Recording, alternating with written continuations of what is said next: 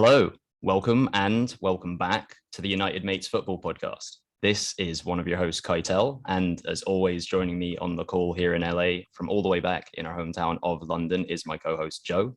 We do, as per usual, have a special guest as well for today's pod, who we're both very excited to have with us. Today's guest joined up with his cousin at Arsenal in the 90s, where he would initially hold the role of assistant physiotherapist. Then in the noughties, he succeeded his cousin Gary as head of medical services for the club. And in the teens, he would help to plan and oversee the development of multi-million-pound projects that would revolutionize rehabilitation and player performance at Arsenal for years to come. These days, he and his cousin have teamed up again to treat sports injuries at the Lewin Clinic, which they founded together. We welcome Colin Lewin to the United Mates Football Podcast. Colin, it's an absolute pleasure to have you on the pod with us. Thanks for being our guest, and how's it going, mate? All good, thanks. Yeah, thanks for having me. Yeah, cheers again for joining us. Joe, it's been a while since we last recorded. Sadly, I don't think we're going to be talking much about your lot Spurs today. Such a shame, I know. But how's it going, mate? And otherwise, this is your moment. The floor is yours for a brief word on Tottenham in 2022 before we properly kick off the podcast. Yeah, well, I mean, the weekend was absolutely incredible. It seems we only win games in incredibly dramatic circumstances at the moment. But I mean, yeah, wow, what a match. But yeah, obviously juxtaposed with the previous week losing to Wolves and Southampton. So yeah, it's never boring being a Spurs fan. And looks like there's a bit of a top four race on between us and you. So we'll see who pips each other to the post. I mean, maybe it will just be West Ham, who knows, or United. But Colin, as Kai was saying earlier, it's a pleasure to have you on the podcast this evening. And when we have a guest on the podcast, we always start with an icebreaker question for our guests, and we've got one for you. So we've had a look at your Twitter account, Colin, and we saw quite a cool picture, it must be said, actually, from when you were working on Soccer Aid, where you were sort of giving a bit of a sort of rub down to Usain Bolt. I think Mo Farah's in the background, but focusing specifically on Usain Bolt, he notoriously claimed to have eaten loads of chicken nuggets during the Beijing Olympics. I think he claims that he ate about 1,000 over the course of the game. So Kai and I will we'll kind of get onto it in a moment. But what we want to know from you, Colin, is there a particular food vice that you have? Maybe even, I don't know if you want to throw any of your former players under the bus, if there were a few players that had a few naughty food habits. But actually, Kai, we'll give Colin some time to think. What's your food vice, Kai? Mine, now living out here in the States, where in LA, I'm so close to the border to Mexico, I'm a fan of the Mexican food, and I love nachos. I'll kind of semi-frequently just buy a big bag of tortilla chips and way too much cheese that my stomach doesn't agree with, and I'll make a big thing of nachos. And recently, when I moved into this apartment, I actually nearly burned it down making nachos. Maybe that was a sign that I should sort of give them up, but it is definitely a vice of mine. How about you, Joe? I think for me, I mean, a bit like you say, it's not just limited to chicken nuggets, unfortunately. I'm a big McDonald's fan for my sins, but I'm also a big fan of popcorn. I probably eat far too much popcorn, so that's probably something I need to cut down on. But, it is a good bit of salt popcorn. Can't go wrong with that. But, Colin, I don't know if you want to reveal a vice of yours, a vice of maybe a former player you treated in the past. But, yeah, what are you going to go with? Yes, I'm trying to think of the former players ones. That's tricky, Trying to think of a real odd one.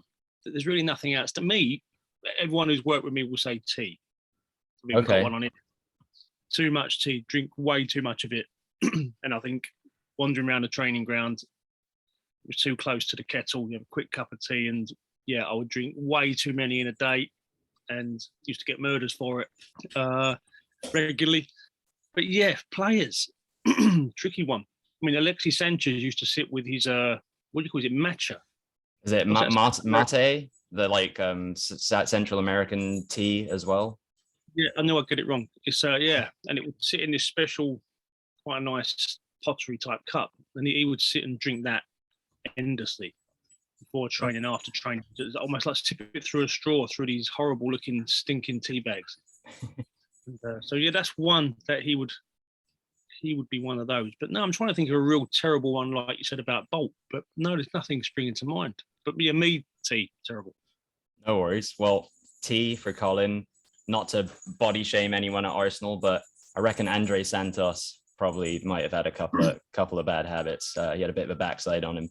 Good left back, but maybe not peak fitness when it comes to a top tier athlete. Otherwise, I think we should move on back to the football. And with all of our guests, we like to start out by getting a feel for what their relationship with football looked like during their childhood. So Colin, what's maybe your earliest memory of playing or watching football? How did you fall in love with the beautiful game? Basically, what is your football origin story, so to speak? So I grew up in East Ham, in East London, which is, it's half a mile from West Ham's ground, to the point where if you're playing football in the garden in my house or my friends' houses, you'd hear the cheers from the stadium. It was that close. So early memories would have been going to West Ham, probably reserves. We were never taken to the actual game. A little bit lively at the time. But yeah, so West Ham, the early years of my life, definitely spent a lot of time going over there. Then I suppose I'd have been about 13, 14-ish when Gary became the lead physio at Arsenal. And he embarked on this sabotage of how can he get us over to Arsenal more than West Ham? And we used to go over to Arsenal a fair bit, me and my dad. And from there, I suppose, I wouldn't say you become a fan, but when you see that many games and you end up working for the club, I've always said to people, I could end up being a physio at Dagenham and Redbridge for 20 odd years. You'd be a fan of Dagenham. And so, yeah, early ones will be West Ham from living so close to it, really. God, West Ham. Yeah, no, that makes sense. I would say it's good you moved over from West Ham, but I'd probably dislike Arsenal more than West Ham. So, it is what it is with that. But you mentioned just then, Colin, your cousin Gary, who obviously was a physio at Arsenal as well.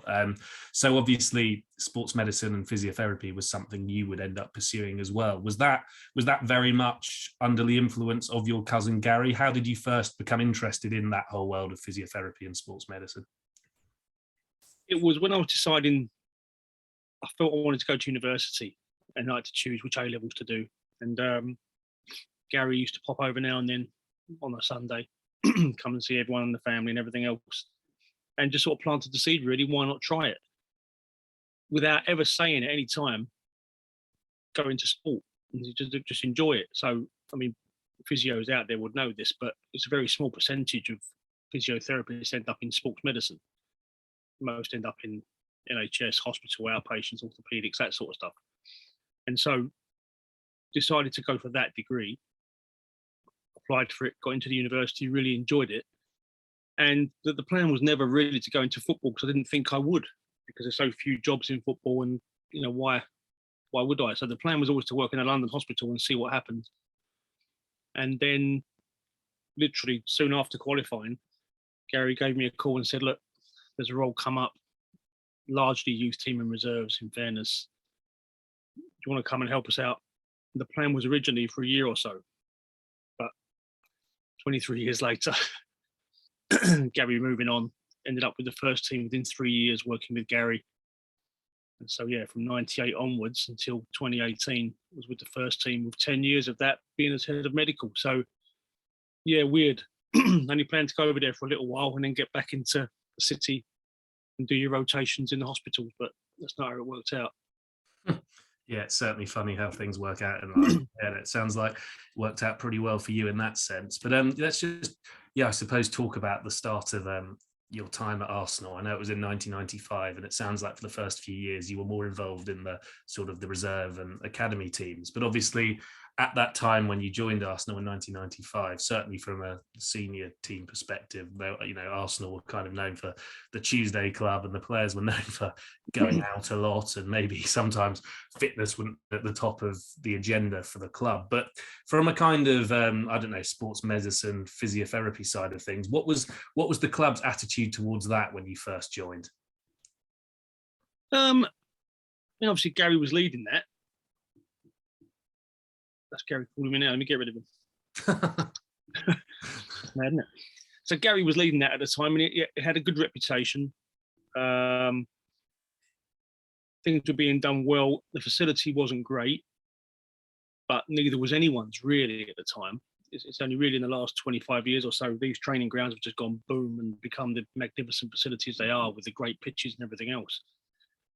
So Yeah, I think it was mid-90s was a time where things were being done fairly traditionally. Training, most clubs were training the Monday, Tuesday, having the Wednesday off, training Thursday, Friday, playing on the Saturday, maybe the Sunday because of the Premier League had just kicked off a few years earlier.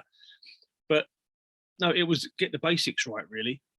And when you think it was just Gary at the time, working with the entire first team squad, me lending a hand when I could, but dealing with the young lads and the reserves, and I might be away at a reserve game or something like that.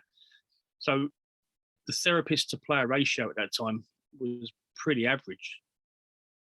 As in that, you could argue it was Gary and 20 players, with me mucking in where I could for that first year or so. So yeah, it was basics done well, I would say. And it's more recently that the numbers have gone greater, where the therapist-player ratio is now so much better, healthier. Yeah, I mean, when you think of things these days, you think of, as you'll know, Gary, with your team you had at Arsenal, but you think of, high numbers of people working in a sort of sports medicine team that all have different roles. But it sounds like, yeah, back in those days when you started, it was obviously a very, very different beast back then. But you've obviously mentioned that Gary was kind of in control of things from that side when you started. But sort of, I guess, fairly early on in your time at Arsenal, Rioch would leave and Arsene Wenger would turn up. And I guess for those first couple of years, again, you would have still been focusing more on the reserve side of things and the academy side of things. But when Arsene Wenger turned up at Arsenal, did he sort of spend quite a lot of time with Gary and yourself? Was there any kind of input from him on how things would work? Did he take a keen interest in that side of things? Yeah. How did it work when Wenger turned up? Yeah, there's a lot of questions there. He was showing a keen interest. I think fairly early on, he saw the facilities were a bit limited. He was a little bit surprised that the owners of the facility were University College London, UCL, and they had games on a Wednesday afternoon there, and often stuff going on a Sunday, which meant Arsenal were second best because we were renting it from them. So we were kicked out of that training ground 1:00 every Wednesday, and he couldn't believe that, understandably. So there were a few things he had to realise when he first got there around some of the rules and traditions that were in place. But yeah, he was very keen to see what we were doing, why we were doing it. The transition from injured to field rehab back to training. He was very keen that they were in a better position when they started training after they were injured. I think traditionally they got back to a level where they were good enough to train, then go back into training to get their fitness and then be available. Whereas Arsene was very keen, I think, to work with them pre-training to make sure that when they joined the training group, they were at a much higher level than what had been traditionally been done before. But again, he wasn't demanding, he wasn't shouting and screaming about anything. It was just conversations over lunch, conversations on a team bus. And he put his points across and we adapted to what he wanted, like anyone would, I think. Was that the first part of the question? Yeah, no, I think that was definitely the part. Really, it was just interesting. Obviously, Wenger, when he joined Arsenal, he was known for changing a lot of things, attitudes and systems in the club. It was just interesting to find out from your perspective and the part you were involved in. He did keep training short and sharp. There were no long, laborious training sessions. He did keep it short and sharp. Everything was on the clock. I've heard Gary talk about this on a previous podcast, and it was a little bit more of a warm-up. There was a bit more stretching at the end of training, or at least a relaxation type warm-down. But he kept the training part of it short and sweet, which some of the players weren't traditionally aware of or used to. So I think that worked well. And then I think when you hear the Lee Dixons of the world and Tony Adams and Steve Bold talk about Wenger prolonging their career, I think that's a big part of it. The volume of training did come down a little bit. Yeah, it's interesting to hear the evolution of the kind of attention to detail with regards to fitness under Wenger, and obviously things have progressed since then, and it's even a unique kind of circumstance recently with COVID and games coming thick and fast, and it must be even a new minefield for as far as like the fitness side of things, managing the players. So I guess it never stops as far as pushing forwards and getting these guys as ready as they can be for these big games. But sticking with similar subject, down the years, Arsenal have been a bit bemoaned for having a lot of injuries to important first team players. At times, I'd say in particular during the Wenger era, it seemed like often the physio team, including the likes of yourself and your cousin Gary, were kind of scapegoated for these injuries, or at the very least kind of the club as a whole in terms of their preparation. But from your perspective, Colin, sort of what came first in that regard, the chicken or the egg? Were you aware of any medical practices or training methods that might have been setting the players up for injury? And how did this quite sort of publicized narrative resonate within the Arsenal medical team at the time? What did you make of people talking about it like this? Well, I think I've discussed this before. It was a really strange thing that basic statistics. If you're a Stoke or a Wigan and you're playing 40 games a year, as in 38 league and going out of cups early, I'm being a bit harsh, but let's say you're playing 40 games a year versus Arsenal's and Man United's at the time 55, maybe even 60, you're going to get probably 50% more injuries. Actually, the stats say you should get more. There's some studies done around 3 games a week versus 2 games a week and how many injuries you should get, all things being equal. And so we knew that we were going to get more because we were in Europe, whereas a lot of clubs in that division weren't in Europe. So, of course, we're going to get more. The second thing was there's no official audit. There's never been a Premier League audit. So all this idea that Arsenal get more injuries and we can get none is all hearsay. It's all reported. It's all journalism. And it's all run on various websites that rely on rumour and newspaper articles to publish their so-called league tables of injury, which most of which is just really poor and sometimes very wrong. Sounds like I'm being a bit defensive, doesn't it? But we had to live with this for a little while. The other thing as well was it published injuries around players that people would know. So our number 30 one year, our 30th best known player was Manny Frimpong, who got injured and suddenly appeared on this league table as our 7th injury at the time. And we were saying, no one even knows who Stoke's 30th player is. No one even knows who Wigan's 30th player is. If he got injured today, you wouldn't know. So it wouldn't go on the league table. And so it was also a horrible, for the stats wise, any statisticians out there will be thinking, this is just awful data.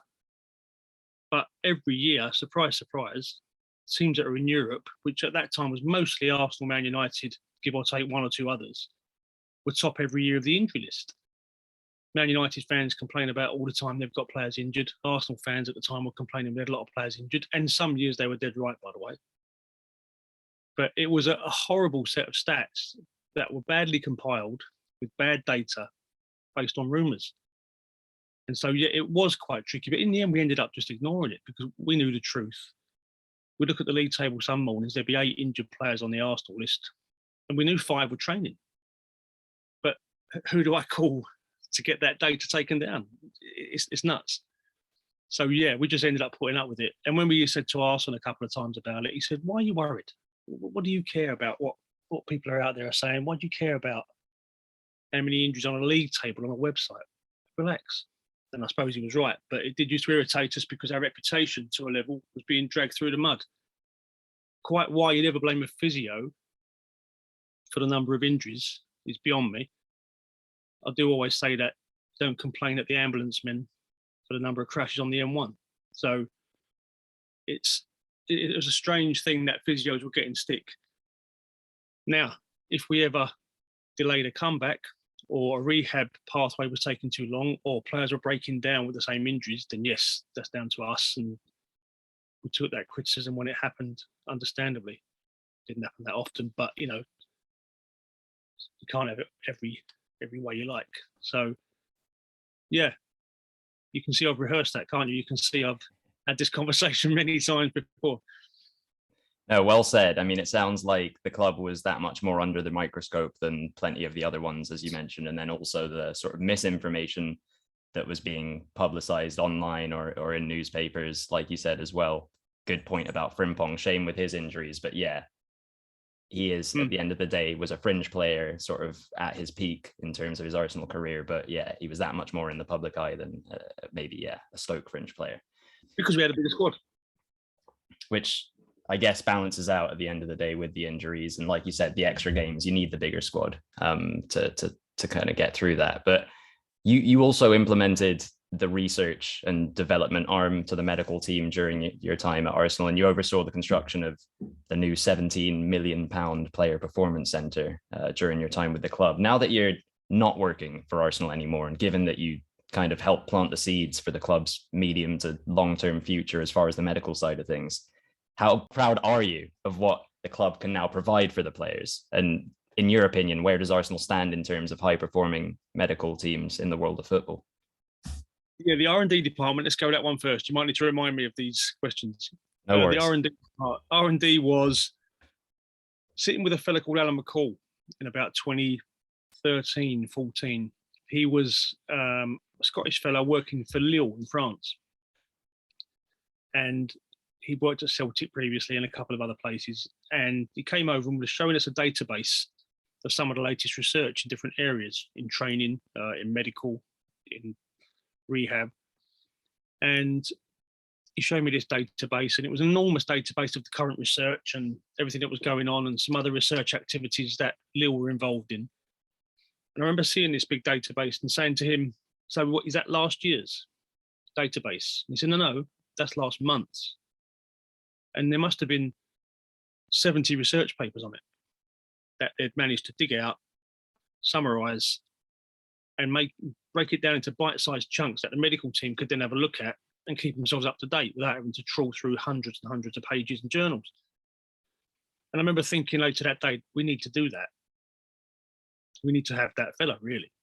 And so with Arsene's backing and the club's backing, we managed to go and get Alan from Lille and convince him to come and work for us, with part of his remit being to give us that database, keep everyone there up to date on the real top end latest research. And in the background, set up a research and development arm for lots of different reasons. We used to get 2 emails a week from companies saying, we've got a great new product for your team. This will really help you. This will stop injuries. This is a great vitamin. This is a great machine laser you can use on your players. You can imagine some of the rubbish we got. And we used to call it the Black Magic file.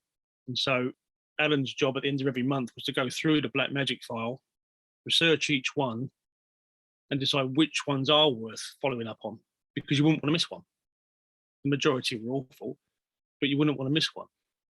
So that was the research and development arm, and that's still ongoing now. So Alan's still doing a great job, and yeah, I am proud of that. That wasn't just me setting it up; it was the doctor as well. So that's the R&D. The £17 million player performance centre was a huge decision by the club to build a new facility. Great new big gym. You've probably seen it yourselves. Loads more offices, and just a really good space. Changing rooms for the academy boys. Lots of new stuff went into this building. I would say I was part of it. Des Ryan would have been the main driver behind that, along with the academy director at the time. Shad Forsyth was involved, Gary O'Driscoll, and meeting after meeting after meeting about getting it right. And to go to those initial meetings and then 2 years later to see what you'd put in place was unbelievable. I mean, Sean O'Connor was a training ground manager then, still is now. And the stress he would have gone through over that 2 years to get that building up and looking as magnificent as it does now was a testament to him and everyone else involved in it. So yeah, I'm proud of that. Go on, remind me. No, you've covered it all. I think, though, it's fascinating to hear about sort of where the French game, or at least in particular Lille, were at the time. We previously spoke to Ricky Hill, the Luton Town in England kind of legend, and he at a certain point in his career went over to Le Havre, and he told us as well that his fitness was superior, and that was, even prior to the time that you're talking about. So it sounds like England might have been 1 or 2 or even more steps behind the French game as far as perspective of kind of fitness. Otherwise, you mentioned the Black Magic file. I wonder if the horse placenta that ended up on Robin Van Persie's ankle might have been something that came out of that Black Magic file. Yeah, that pre-Alan, I'm afraid, and we get much of a chance to research that. It was just dropped on us, and he said he'd like to go and try it. That was tricky. That was a difficult time because obviously, guess what? It didn't work because his ankle was significantly injured. well beyond what horse placenta could repair. And yeah, it got a good headline, didn't it? Though Dobbin Van Persie was always a good one. Yeah, God, yeah, I remember that. Yeah, shame it didn't properly work. It's good to try different. No, methods. it's not. It's not good to try. It really Was it wasn't. not? It really wasn't good to try. But sometimes you have to succumb to people willing to try anything. And if it wastes 24 hours, then so be it. And I think Robin went on to have significant surgery to that ankle and recovered very well. I don't think another player went back for that treatment. So, well, at least, and I suppose the positive now, hopefully no one else will use that treatment again, and that can be one ruled off for ankle injuries, at least. But we have a couple of questions now, sort of about the role of a physio within football, Colin. And I guess this one relates to working with players that potentially have had long-term injuries. So when a player has a long-term injury, I imagine as a physio, you spend a lot of time with them in the treatment room. And obviously, if a player's been injured for a long time, not just from a kind of, I don't know, physical standpoint, it can be difficult, but from a mental standpoint, if you're out of the game for a long time, presumably that can be tough for players too. So I was just interested from the physio's point of view, at what point does your role kind of step beyond just treating an injury and having to sort of help people on a human level? Do you ever kind of have to become almost like I don't know, like a therapist is the right word, but yeah, I guess at what point do you really have to step in and just almost raise the spirits of the player as well as bring them back to full fitness?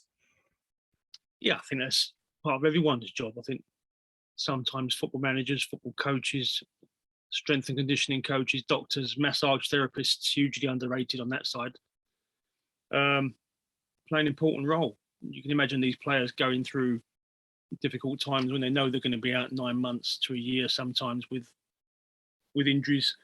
And I think as long as you're setting targets short term for them, you can sometimes take their eye off the ball of the longer term,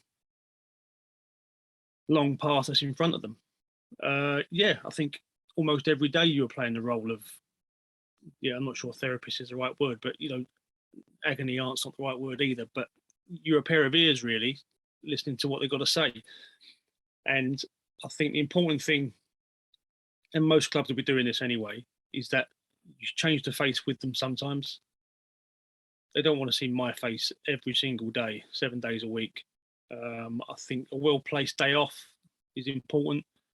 And I think we also used to change the scenery a little bit. We'd sometimes send them away for a rehab break. I'm sure you've heard about these sort of things. And we had quite a nice little network of places around Europe and further where sometimes we could get a player out just for a week. Sometimes a physio would go with them, sometimes not, if it was a trusted place. And I think that was also important. So I think it's keeping them focused on the short-term goals is massive, changing the scenery, and every now and then speaking to the coach and the manager to remind them to go and have a chat with the player, just so they know that they're still in their ideas and their plans and they're not forgotten, if you know what I mean.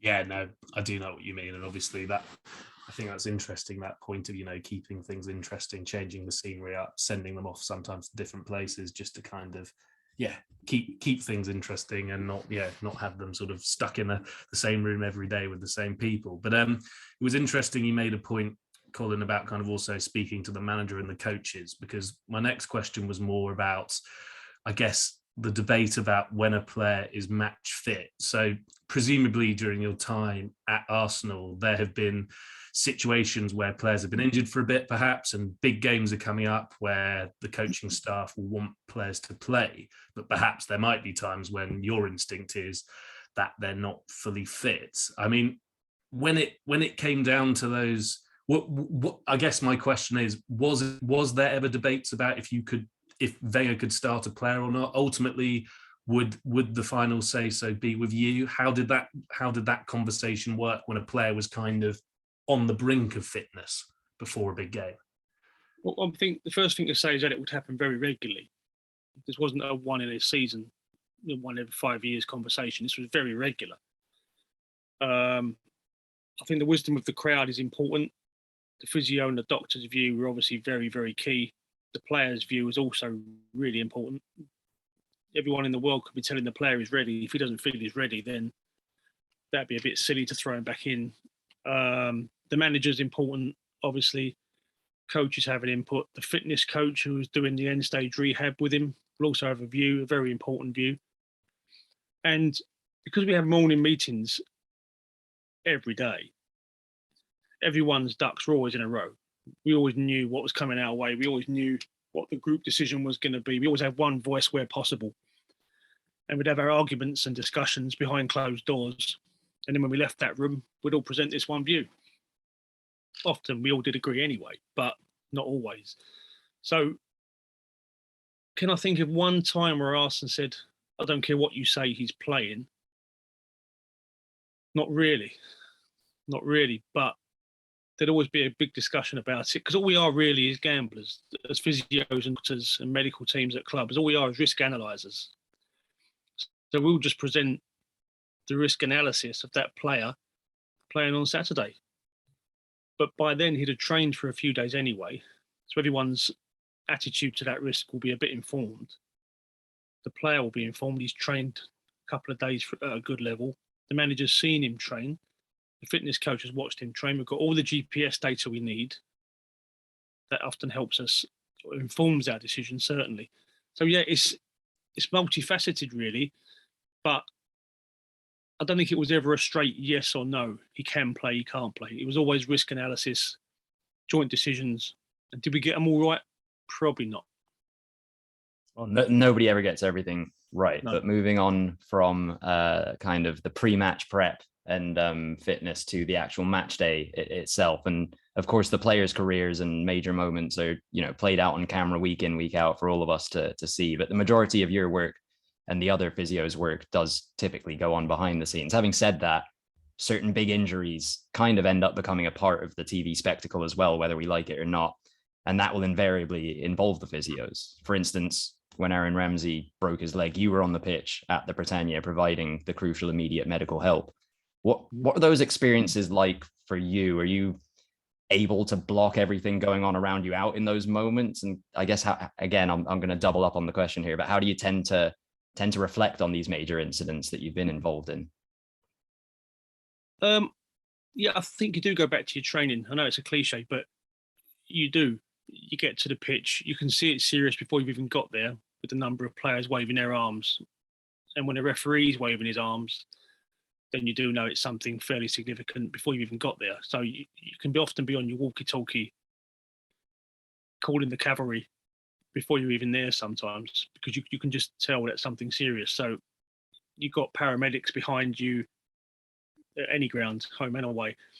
You've got a doctor there. You've got all the gases you need and everything else. So you call the cavalry fairly early if it's fairly clear it's a significant injury. But you go back to your training and, yeah, you do block everything out. You go back to what you're supposed to do. Doctor's there behind me within seconds.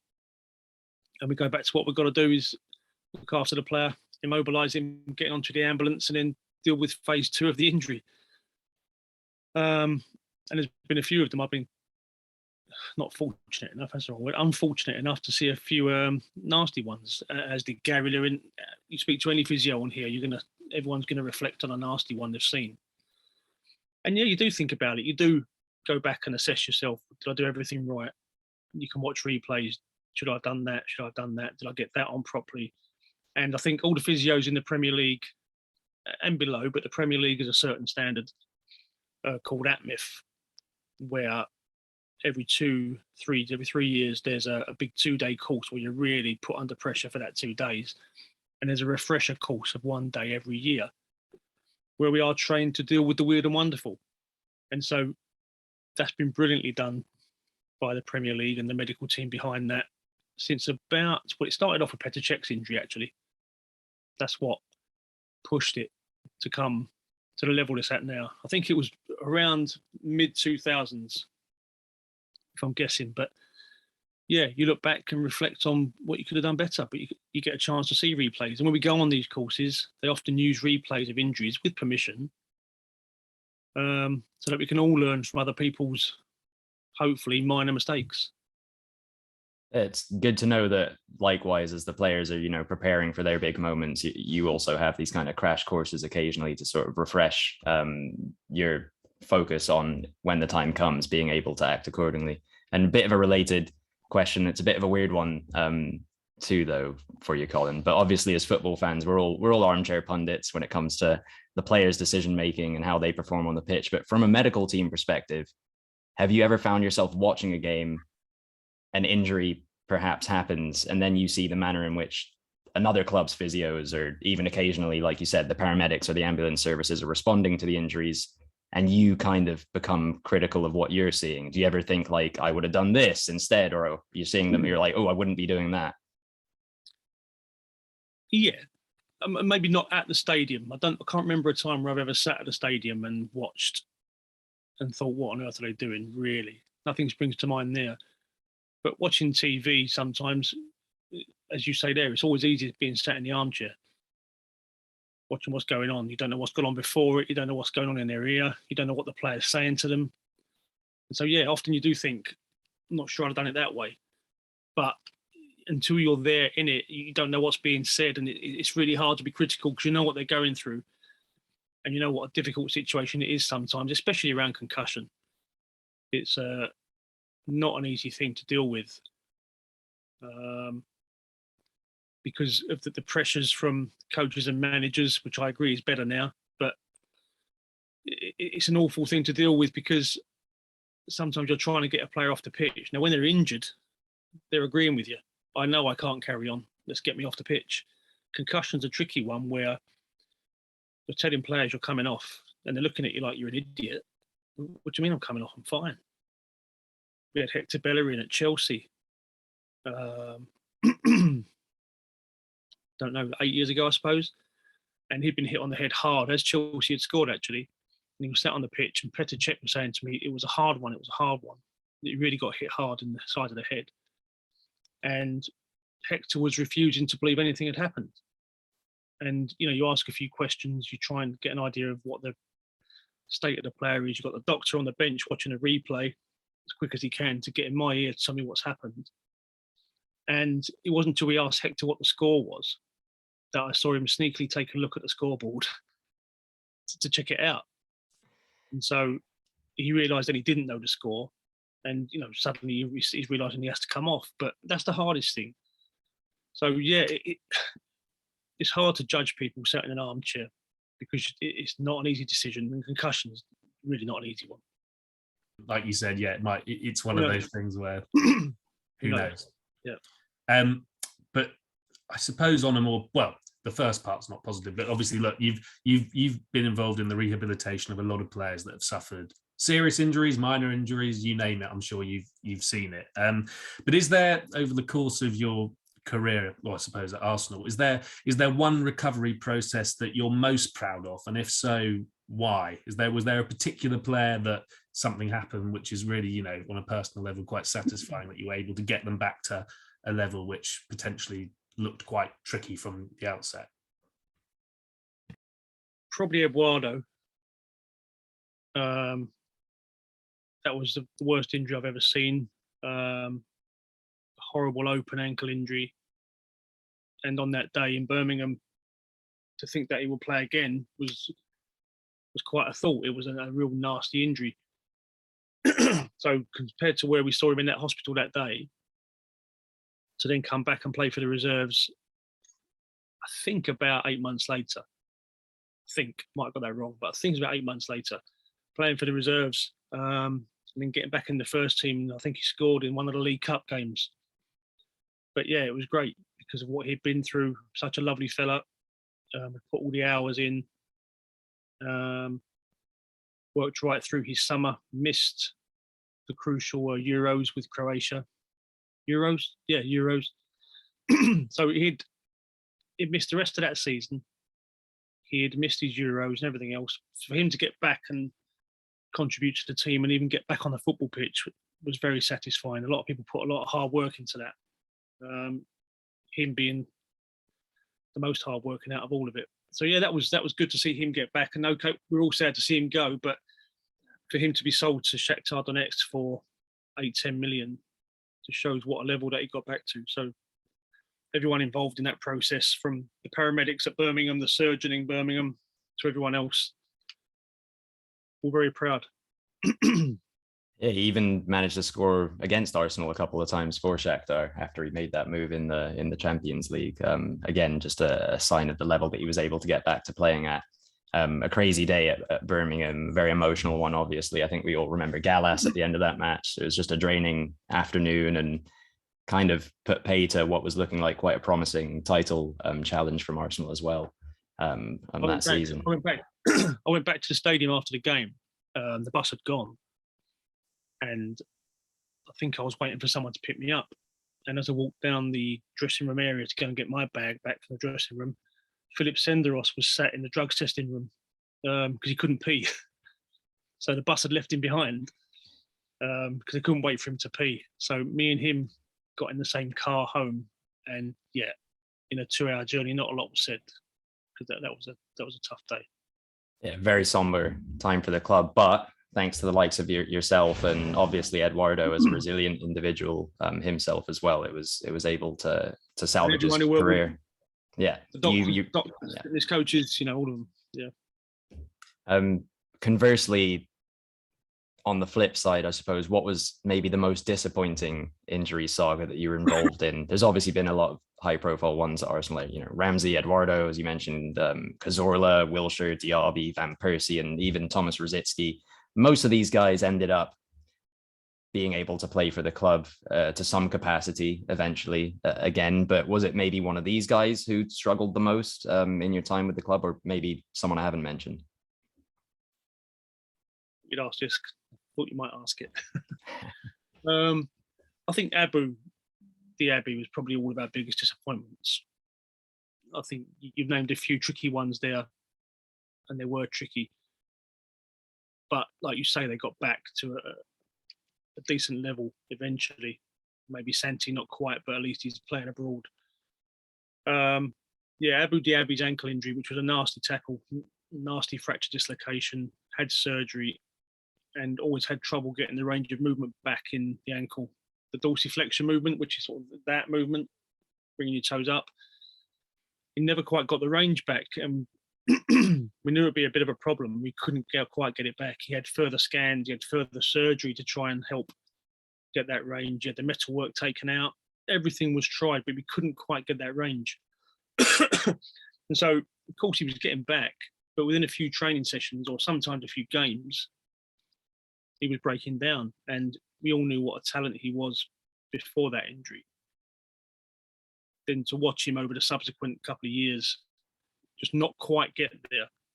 He played a couple of 45 minutes here and there, played a couple of hours here and there, but he never really got back into the groove that we knew he needed to be the player that we all knew he was. So again, worked as hard as he could. Everyone's input, physios here, physios abroad. A French osteopath used to come over. He was seeing him once a week anyway. And everyone who saw him said the same thing. He's doing okay, but we can't quite get that range back. And it's something we never really achieved. And so, yeah, that was a real disappointment because we sort of knew what we had to do, but couldn't do it. Yeah, I mean, that must be incredibly frustrating as a physio. Obviously, even though I'm a Spurs fan, but I could recognise that he was a fantastic player. That, yeah, who knows what could have happened had he not suffered some of those injuries. But at least I suppose he still got to have somewhat of a career. But yeah, we'll never know what could have been had that. Well, it's not even about had that injury never happened. Had maybe the ankle healed a bit better. But just one final question, kind of on injuries per se, and you mentioned earlier kind of the weird and the wonderful side of things. So obviously, basically, were there ever any injuries that players had that perhaps they happened not on the football pitch and they're not a serious injury, but they didn't want the coaching staff to know about it? What was the most bizarre injury you ever had to treat? Well, any funny stories of minor injuries that you had to cover up for the players as good, or anything along those lines? That's frustrating. I can't think of one. As you answer that question, I'm thinking, come on, I think there's got to be something there. I'm trying to think of one. I mean, we've all known the stories of goalkeepers leaning forwards to get remote controls and having back problems. Yeah, exactly. Pressing controlling jars of mayonnaise out the fridge and hurting his toe and stuff like that. We didn't have that many. I'm trying to think of anything at all. I mean, when Robin van Persie broke his little toe, everyone does think it's only a little toe. Come on. And he missed a couple of months because he couldn't get his boot on. And if you can't get your boot on, then you start injecting the toe with some anaesthetic to try and help him, which is a well-known treatment for that particular injury. It's not harmful.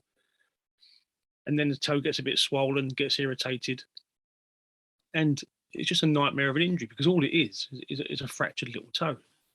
But that was frustrating to try and explain to some coaches and Robin himself. What's he done? He broke his little toe, broke his pinky. And, it was very frustrating to watch him miss game after game. He got back in at 7-8 weeks, I think, but way too long for such a trivial injury because he just couldn't get a boot on. We tried padding it. We tried going a size up. We tried cutting holes in the boots.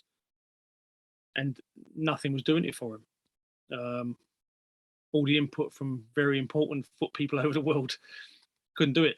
So no, it's not your funny Dave Besson controlling the jar of mayo out the fridge, but that's the only one I can think of that was weird and wonderful. But we always used to say every year we'd see one injury that we'd never seen before and we'd probably never see again. And it was always bang on every year. There was always one. Yeah, I mean, that Cazorla one where it sounds like he almost, from depending on what you've read and who you listen to, like potential amputation was like a thing that nearly came into consideration. So there's definitely some weird ones that you're not expecting. I guess if there isn't any maybe amusing injury stories, I know there's perhaps banned activities that we're aware of, like players typically, I think, written into the contracts or whatnot, not supposed to ride a motorcycle or not supposed to maybe go skiing or things like that. Are there any other maybe more mundane banned activities that the general public wouldn't know about that behind closed doors that the players knew themselves were not allowed to get up to? Now you've got me again. You're going to cut this podcast off and I'm going to think of tons. No, I think we all knew that. I think on the list, there was no scuba diving, I think. Skiing, motorbike.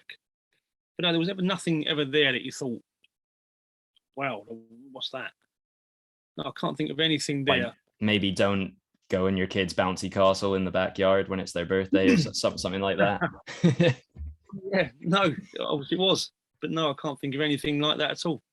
Well, when you do think of it, we'll get you back on for Colin Lewin part 2. But before we wrap things up, obviously we want to chat a bit more actually about what you're up to these days and what you've been up to since you left Arsenal. And so the Lewin Clinic that you run with your cousin Gary, what essentially inspired you both to work independently of one specific football team like you both had previously done, either Arsenal or Gary with England as well? Was this kind of always a goal for you Lewins to do this project, and what makes the Lewin Clinic so special? I don't think we'd ever really thought about it, but we both found ourselves in the summer of 2018. Gary had left West Ham. We'd been for a year. I was left from Arsenal, and we thought, let's just sit tight because there's going to be other bits and pieces coming up, perhaps other applications we might want to make. And we both said, look, if there's nothing suitable that we both want individually by October, let's sit and have a chat about what's next with regards to perhaps setting up a clinic. So a couple of bits and pieces came up for both of us, I think, but it wasn't quite what we wanted. And so we sat down and had that chat in October. And with the help of Dick Law, who did the contracts at Arsenal, Arsene Wenger helped us out with a couple of bits of advice. David Dean was brilliant. We had a couple of meetings at his house because both myself and Gary's business brain perhaps wasn't where it should be if you're about to start a business with a clinic. And so we ended up having this idea that we wanted to provide a clinic, a rehab pathway, treatment rooms with gym that we were used to working in, so that everyone, whether you're an elite athlete or not, could benefit from an elite athlete's rehab pathway. So really good gym, really good setup in the treatment rooms, mine and Gary's black book, and experience, hopefully. And so that's what we set up. So we got some I spoke to Petr, who seemed keen to be involved financially. And because Petr got involved, that helped me get Aaron Ramsey, because everyone trusts Petr. And from there, Mr. Ozil's agent called us. He was keen to get involved. And I've known Mesut for years, but he got his agent to make the call. And so then we had three of the players with equity in the company that enabled us to get a bit of capital to start it all up, because there was an initial outlay, of course, quite a substantial amount. And so we set it up. We opened it up in October 2019, which was great, unless there was a pandemic coming on March 2020. So don't start a new business 4 months before a pandemic will be my best advice to people. But yeah, we got out of it okay. We recovered and opened up again in June 2020. So here we are now, another 18 months down the line, and it's going really well. We've got another physio in there now, massage therapist in place, and it's growing and growing, and yeah, really enjoying it. It's different. There's a lot of things I miss. There's a lot of things I don't miss. But yeah, on Instagram, we are at the Lewin Clinic. Twitter is at the Lewin Clinic. And the website is www.lewinclinic.co.uk. So thank you for letting me have that little plug. Well, that's brilliant, Colin. We were actually going to ask you all those things, so you you beat us to it. But I guess, yeah, just a final quick question. Obviously, you've been used to treating footballers all over the years. These days at the Lewin Clinic, does it tend to be athletes that turn up, or can anybody go? I mean, what's the sort of setup there in terms of your typical client base? We haven't got a typical client. It's a mad mix. So we have elite athletes from lots of different sports. Elite athletes, girlfriends, current footballers, girlfriends and mums, and lots of stuff like that. A lot of lower league footballers, because I wouldn't expect an Arsenal or West Ham player to come to the clinic. They've got physios, they've got great facilities where they are. They don't need us. But some of the lower league clubs that haven't got perhaps the physio's experience or the facility. So we get an awful lot of that coming in, non-league, lower league, from various sports, rugby, loads of fast bowlers, especially teenagers. So we've got affiliations with a couple of private schools and a couple of grassroots level clubs in the area. So we see an awful lot of developing athletes as well. So yeah, there isn't a typical patient. I've got a 70-year-old knee replacement on the books. They'll walk out, and then a footballer could walk in. It's a strange setup, but it works, and everyone seems happy with it. And yeah, you never know who you're going to bump into, really. Fantastic. Well, maybe we'll get by the Lewin Clinic if you want to spot who's going to be turning up on a day-to-day basis. But Colin, that does bring us to the end of this podcast.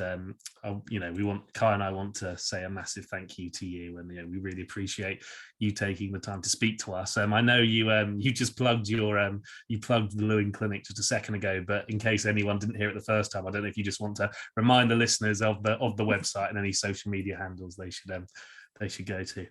The website is www.lewinclinic.co.uk. There's lots of bits and pieces on there. The Instagram and Twitter are at the Lewin Clinic.